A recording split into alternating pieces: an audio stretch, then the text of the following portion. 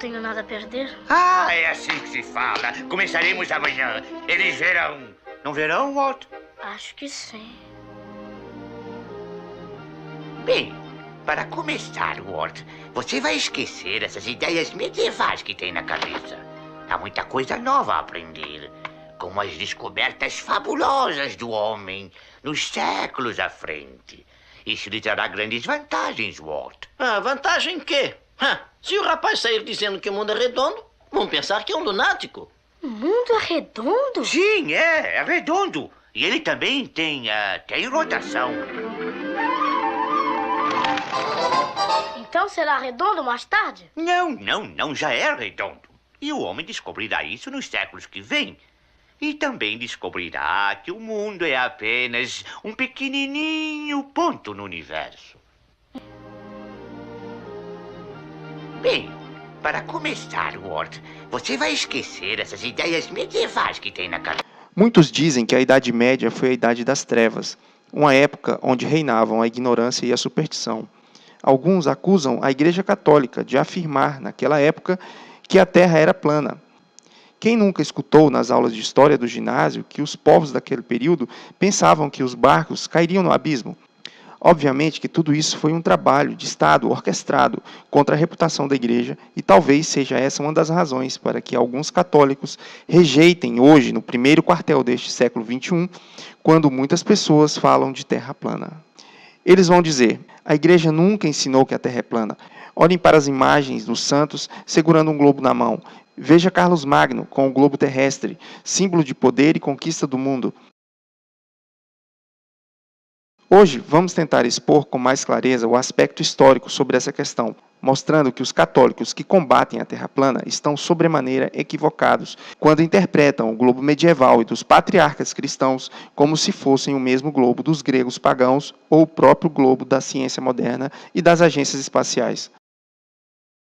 A primeira ideia de globo surgiu no mais profundo paganismo egípcio, com Hermes Trismegisto, cerca de 1500 ou a 2500 a.C.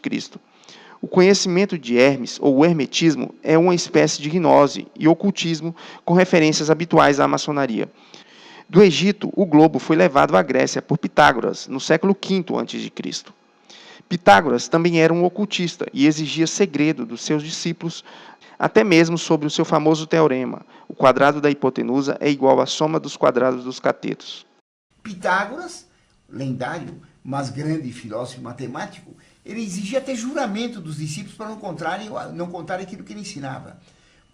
O famoso teorema da quadrada da hipotenusa igual à soma dos quadrados dos catetos, o teorema de Pitágoras, havia juramento dos discípulos dele para não contar o que era. Todo o ensinamento de Pitágoras era secreto.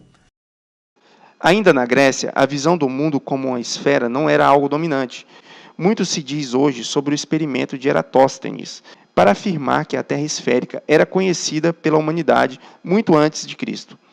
No entanto, não se conta que o experimento de Eratóstenes foi engendrado por um terraplanista, Anaxágoras, que viveu cerca de 200 anos antes de Eratóstenes, e que ele queria determinar a altura do Sol sobre a Terra plana. Eratóstenes, que possivelmente leu sobre o experimento de Anaxágoras na Biblioteca de Alexandria, criou uma equivalência para sua ideologia de terra-bola. Contudo, a ciência moderna exalta a grandeza de Eratóstenes, enquanto coloca Anaxágoras no limbo do esquecimento, completamente à parte do grande público. Eis que surge então a escola peripatética, a filosofia de Aristóteles, que com a sua obra Do Céu lançou as bases da ciência natural, a qual especula sobre o formato da Terra, e por incrível que pareça, são os mesmos argumentos utilizados em pleno século XXI, como barcos sumindo no horizonte marítimo, a parte de baixo primeiro, a sombra circular na Lua, entre outros facilmente desmistificados por meio de câmeras potentes, bem como pelos estudos de perspectiva e refração da luz. Quando Cristo desceu a este mundo na plenitude dos tempos, portanto, havia duas cosmovisões de mundo que influenciariam a humanidade até o século XV. Eram elas a visão dos povos jônios, os gregos, da Terra como um globo, obtida pelo conhecimento natural e falho do ser humano, e a visão de uma Terra plana com um domo que a cerca, dos hebreus, obtida pela revelação divina. A pergunta mais importante a se fazer é onde o cristianismo rejeitou por completo a visão de terra plana dos hebreus e passou a ter exclusivamente a visão dos gregos. É a partir deste ponto que muitos católicos se perdem. É preciso lembrar que Jesus nasceu inserido na cultura hebraica, de uma terra plana, imóvel, com um domo em volta dela. E esta cultura não foi rejeitada pelos primeiros cristãos, que tentavam conciliar a cosmovisão dos hebreus, obtida pela revelação, com a cosmovisão dos gregos, obtida pelo conhecimento natural.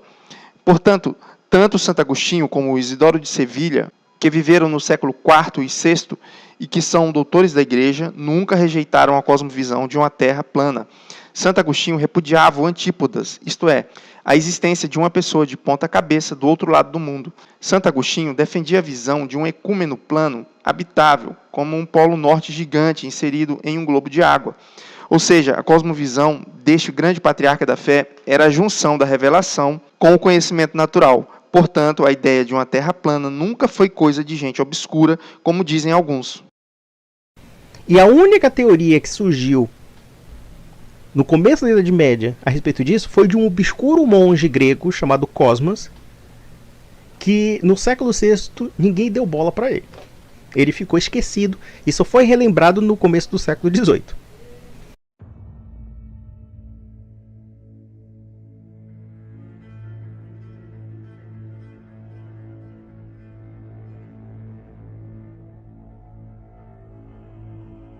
São Isidoro de Sevilha, doutor da Igreja, viveu cerca de 200 anos depois de Santo Agostinho. Elaborou o mapa Teó. Considerado o último patriarca, Isidoro foi o defensor da criação divina, de tudo que existe. São Isidoro defendeu fielmente o formato do mundo da forma como o Criador realizou. Isidoro de Sevilha escreveu o livro Etimologias.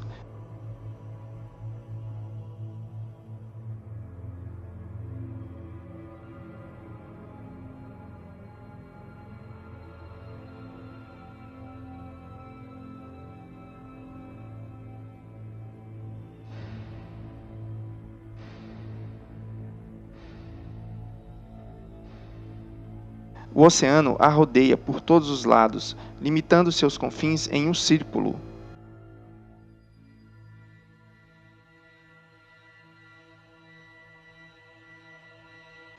A Terra é redonda como um círculo, porque é como uma roda.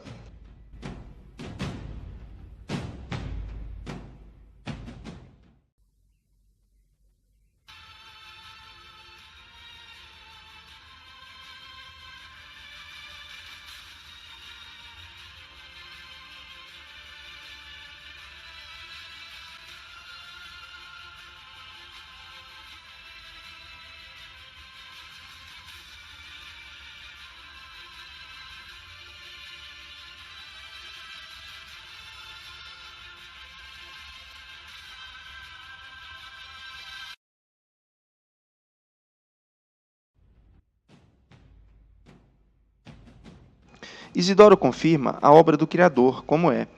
Em um período da história em que haviam conspirações judaicas, muçulmanas, bárbaras e conspirações dentro da própria Igreja de Cristo.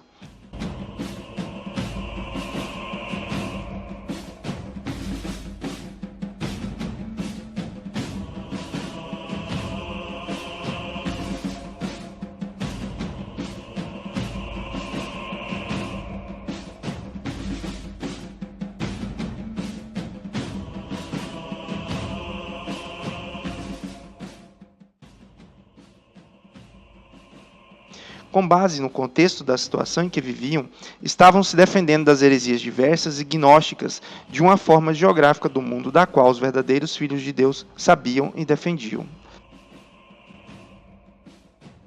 Este é o globo Cruciger, que foi a forma dos cristãos retratarem o domínio de Cristo sobre o mundo. Anteriormente aos cristãos, os imperadores pagãos eram esculpidos ou representados segurando o globus ou orbe, de forma que todos soubessem que seriam eles os donos do mundo.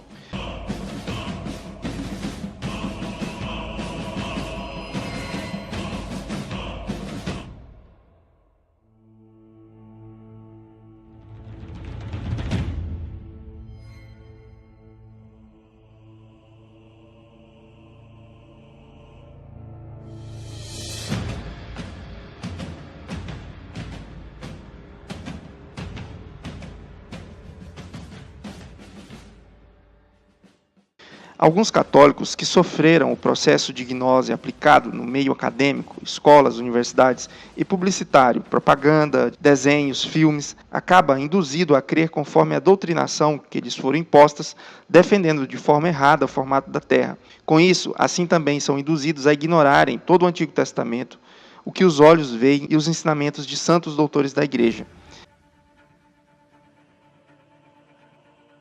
Baseando-se na gnose, interpretam o globus Cruciger de forma contrária ao que ele propõe enquanto ao seu significado geográfico, científico, histórico e principalmente sacro.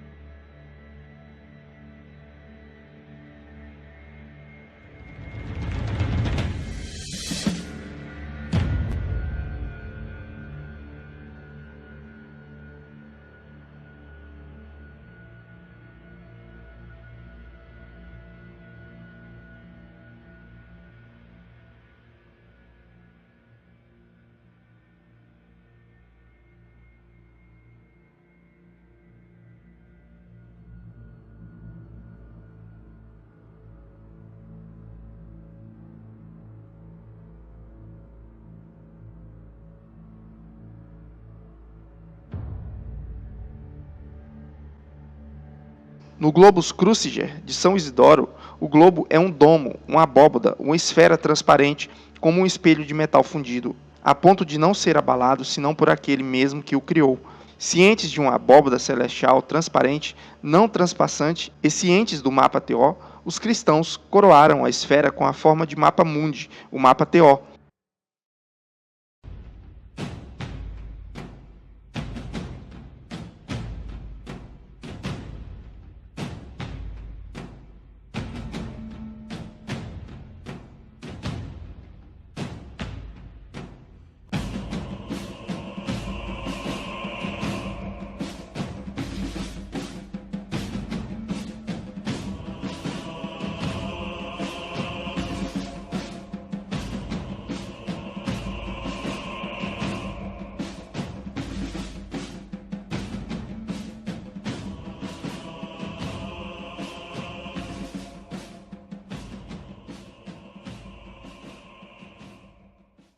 Obviamente que Deus é o Senhor de toda a criação, de todo o cosmos e não apenas da Terra.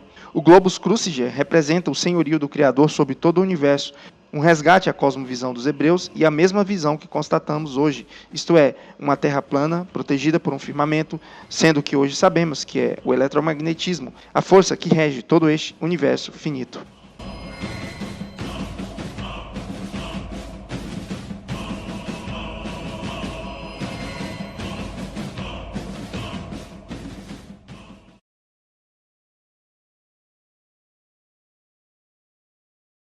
Antes de prosseguirmos para o período que compreende do século XII ao século XV, retomemos pela última vez o livro 14 das Etimologias de São Isidoro de Sevilha, doutor da Igreja que não tem nada de obscuro. Isidoro define a Terra como uma roda. A Terra está situada na região central do universo, colocada ao centro, equidistante de todas as demais partes. Se denomina orbe pela redondeza de seu círculo, porque ela é semelhante a uma roda. Por isso, a uma roda pequena se dá o nome de orbículo. O oceano a rodeia por todos os lados, limitando seus confins como em um círculo. O orbe está dividido em 3 partes, uma das quais se denomina Ásia, outra Europa e a terceira África. A roda é uma figura plana. As 3 regiões do mapa Teó, África, Europa e Ásia, estão sobre um orbe circular, que é o ecômeno plano, ou seja, um mundo habitável, plano, pois para os santos da Igreja, tanto dos primeiros séculos quanto para os do período escolástico, do século XII ao XV, a terra habitável tinha de ser plana. E aqui começamos a responder à pergunta inicial que fizemos. Onde o cristianismo perdeu a cosmovisão do ecômeno plano habitável? Para entendermos esta questão, devemos nos situar no período que dá início ao Renascimento, mais precisamente como as navegações e os descobrimentos. Os seguidores da renascença pagã consideravam sua filosofia antiga e a igreja como dois mundos inteiramente distintos e sem nenhum ponto de contato. A renascença é, pois, o ponto de partida do estado atual da sociedade. Logo, a junção da cosmovisão do ecúmeno plano, oriundo da parte da revelação, com o globo dos gregos, advindo da razão, estava prestes a se desfazer. Vale lembrar que essa mescla de cosmovisões não retrata o pensamento de Isidoro de Sevilha, que resgatou a visão dos hebreus, ou a mesma da Terra plana que constatamos no século XXI, isto é, um disco plano inserido em uma esfera que é o firmamento. A mescla de uma Terra plana com um globo de água está presente na Baixa Idade Média, do século XII ao século XV, onde muitos confundem o globo terráqueo medieval com o globo terrestre atual. Essa mistura de visões veio a cair por terra quando da realização dos descobrimentos, pois os navegadores, com suas incursões austrais, encontraram em terras longínquas o inesperado Antípodas. Assim, a visão de uma terra plana, inserida numa esfera, estava provada como insustentável pela ciência e tecnologias de navegação, sendo estes um dos muitos argumentos infantis sacados ainda hoje contra a terra plana. Quem nunca ouviu de um católico tradicional a frase "A circunnavegação de Fernão de Magalhães provou o globo"? Ora, tal argumento pueril estava limitado à visão de mundo da época, pois os sábios cristãos não sabiam que havia um limite às águas, a Antártida. E por não saber deste limite, que só foi descoberto no século XX, que os iluministas usavam do escárnio para dizer que na Idade Média a Igreja acreditava numa terra plana e que os navios cairiam na borda. Usaram do expediente subreptício de misturar a verdade com a mentira. A verdade de um ecúmeno plano defendido pela Igreja com a borda falsa de que a água cairia no abismo. Certamente, duas coisas faltavam ao conhecimento dos sábios cristãos do século XII ao século XV, que defendiam uma mistura da cosmovisão grega com a hebraica, que hoje nós temos conhecimento e que resolveria as duas questões mais complicadas para o entendimento da época. São elas: como explicar o comportamento natural da água, sempre procurar o seu nível plano, e como explicar a existência do Antípodas, então descoberto. A primeira questão que eles não sabiam e que só foi descoberta no século XX é que a Terra tem uma borda, a Antártida, e ela segura os oceanos. Com isso, o ecúmeno plano poderia se estender por todo o disco terrestre, com os oceanos nivelados, resolvendo assim tanto o problema da água grudar em bola, como o problema do Antípodas, que só havia explicações na teoria gravitacional aristotélica de que tudo era atraído para o centro da esfera.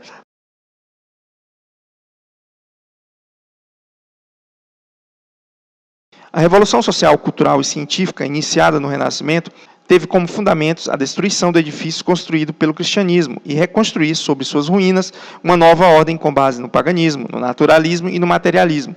Uma ciência completamente à parte do Criador e da verdade, com objetivos únicos de eliminar a ordem antiga, geocêntrica, sem deixar qualquer vestígio de que o próprio ecúmeno plano foi sempre defendido tanto pelos patriarcas como pelos escolásticos medievais. A destruição da sociedade baseada na vontade de Deus para construir uma sociedade nova baseada na vontade de alguns iluminados era a meta suprema. Colocaram o ser humano como o pálido ponto perdido no espaço, rumo ao nada, mas a verdadeira sabedoria está naquele que tem a ciência sob a proteção do próprio autor da ciência, pois a ciência dos homens é loucura para Deus.